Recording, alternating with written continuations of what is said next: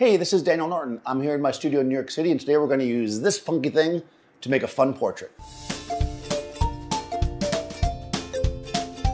So I've got my friend Marissa coming. We always have fun, we shoot all kinds of cool stuff, but I thought we'd do something a little bit more moody and stylized.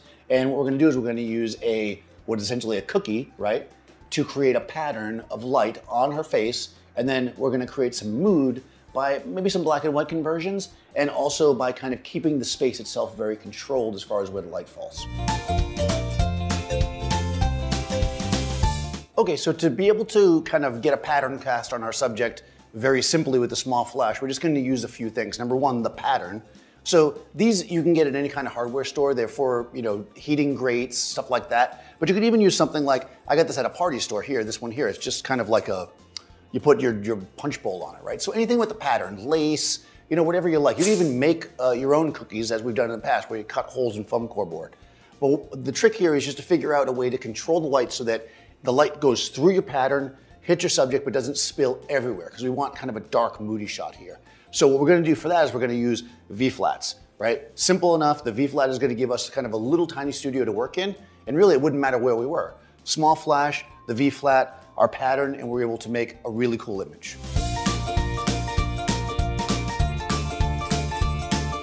Okay, so I got Marissa here, hanging out. Nobody puts Marissa in a corner. Except you. Except me. So we've got her here. I'm using a V-flat here. So I wanted to keep this really simple, right? And just use the single flash. And you've seen me use other things like data lights that can really, control the light. The thing is, when you're trying to make a pattern like we're doing, you need to move your light source as far away from the pattern generally as possible, right? The cookie as it would be. So when you start doing that and you're in a white studio like I have, light bounces everywhere. So even though we could get the light in nice and close and get the background dark, we wouldn't get the effect we want. So what I'm doing is I'm just putting a black V-flat here. It's serving two purposes. It's my background, but it's also a flag, because we're trying to keep the light from our flash, which is way over here, from hitting even that black background, right? We just want it to be stark black with as little light, ideally no light hitting it as possible. Then we're taking, this might look like a reflector, but right in this purpose, we're using it like a flag. We're flagging light this way as well. So in the end, our pattern is just this little slim piece of light coming through. And then, believe it or not, even with just that, bouncing off the walls and stuff in here, we're still getting too much light on the far side of Marissa's face for my taste. So I added a flag here for basically negative fill. So with all that going on, I just want to quickly show you the patterns. So I chose a different pattern. You'll see it in a second. But you can get these things. These are basically grates that you can get at a hardware store to cover your heating and stuff, or all that kind of stuff. This right here is, would you call that a doily? Placemat? Doily? It's not really a doily unless it's cloth, I think. It's like a doily. But anything really that has a pattern, right? You can do this with.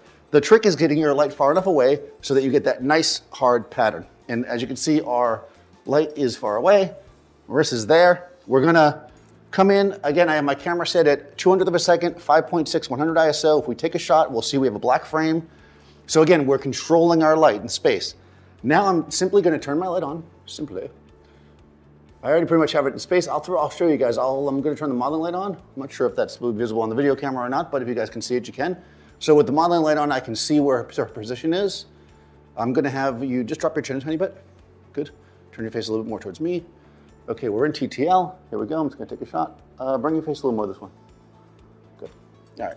So we're gonna see that one side of her face is gonna be tremendously dark. The other side is going to have the pattern on it. We can see that, wow, that's kicking into her eye beautifully, right? We have nice color here. My intention was to make a black and white shot, but I kind of like this in color, so we're gonna shoot a couple like this in color. Go ahead and take half a step back. Yep. By her going backwards, I'm getting more pattern on her face, basically. Okay, here we go. Nice. And again, I'm in TTL, so if she moves, it's gonna correct for it. That's nice. The closer she is to this pattern now, there we go, the better. Chin up a bit, good. And we're getting several shots like this, just getting nice design on her face. Get a little closer to it. Yep, good. The closer she is to it, the more of a sharp pattern I will have. See, we can see it's really getting on her face there. Now, turn directly and face me straight on. This was my original idea for my shot. So I'm gonna, she's like a tough cookie. Good, here we go. We'll take this shot. Now this is fine, but I felt like this would be more of a black and white shot. So we're gonna go and capture one. Let me show you what we got going on here. So it's pretty simple, obviously, with a digital image to change it up. And I have some presets that I use sometimes that I made. And that's the thing with presets, guys. If you're gonna use a preset, you're almost always better off using a preset that you made yourself because it works with your lighting. But this is different than my typical lighting. So instead of using one of my presets, I'm just gonna go over here, hit enable black and white, and I'm gonna look at my image. And I've got my different sliders down here. The red is typically going to give me, if I move it up here, it's gonna typically, with the skin tone like Marissa has, it's gonna make it lighter, but if I go down on my red, it's gonna make it more contrasty. So it's gonna go darker. So I'm gonna go darker here. The same is also true with my yellows. If I come up, you can see it gets lighter. What I wanna do is bring down the darks and leave the lights where they are. So I'm just kind of manipulating the other ones to my taste. Again, based on this setting. And that looks pretty good for me. So now that I'm here, Capture One will automatically apply those to any other images I shoot. So we can now shoot another one. And good. Oops, double tap there. We can see that we're getting these beautiful shots. Go ahead and take, yeah, that's it. So I'm just kind of moving her around to kind of control where the light falls on her face. You can see here, we're getting that little bit of light coming around here. If you go back a tiny bit. Now lean in, there we go, right there. Chin up a bit, right there. The further back she goes, it will change. You see we're getting more light from back here. That's because that's the light that's going on the other side that's getting over there. You're almost like a floating head in the darkness, which is kind of cool, right? Yeah, there we go. That's really cool. Really like, I'm making a face which you can't see because I have a mask on. That's it. Really extend, extend, extend. Good, good. I want to exaggerate that push, right? Because she's kind of in the dark. Now come closer to me. A little bit more. Good. There you go. Perfect. Good. Nice. So I backed up a smidge so that she could get closer so I could show you guys a different pattern. This is now wrapping around. I really like that. I'm gonna back up a tiny bit more. Good. I'm of course limited by my space because I got flags and stuff all around. But if I want to get this kind of cool pattern on her, I can do that. And this all looks really good in black and white. Right? Cool, cool, cool. And a little bit more. Good. One more. Easy as that. Now let's finish up with you looking more towards the light again. And some of these in black and white. We'll see what these look like. Good. Now actually turn your face more profile to me. There we go.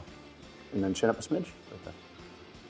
So the difference is if she turns like partially like she did in the first shot, see this shadow, that's from that light, right? So we lose pattern because the shadow from her nose is there. But if she's flat, we have the pattern going across her whole face. So let's do that because I like that better. That's it, that's it, that's it. Hold, focusing. Good, beautiful. Chin up a bit, big eyes, good.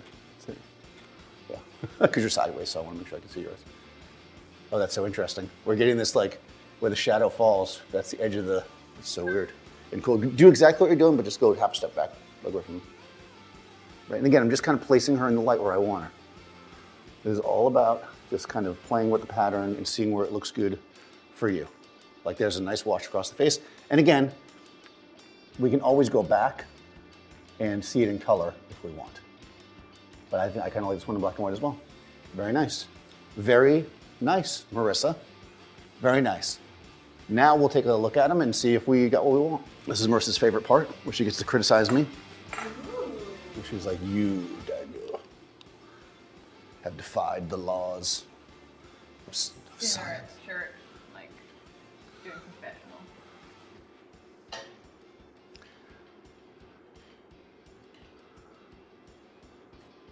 Me like it. Yeah, that's pretty cool, right? Oh, the floating head. Yeah, it's pretty cool, awesome. right? That looks so cool. The floating head looks so cool. You can tell that I've done my foundation twice today. Yes, you can. She is double foundationed. These are so cool.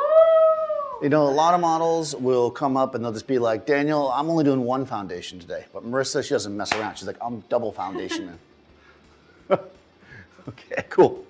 Awesome. So, again, patterns can be really fun, you know, and you can play around with them. So the trick to it is if you don't have a projector or something like that that can cast it, you want to use the hardest light source that you have. And what you're going to do is be changing the distance between your light source and the pattern. The further away your light source is from the pattern, typically the sharper the pattern will be. And the closer the object you're shedding the pattern onto, to the pattern, the sharper the pattern will be. So keeping Marissa close to the pattern, relatively speaking, and the light further away from the pattern, relatively speaking, will give us the best result. So I will put Marissa's information in the description so you guys can follow her. Go ahead and follow me, Daniel Norton Photographer, and I'll see you next time on set. Trying to steal my line again, I could feel it. She was about to say it.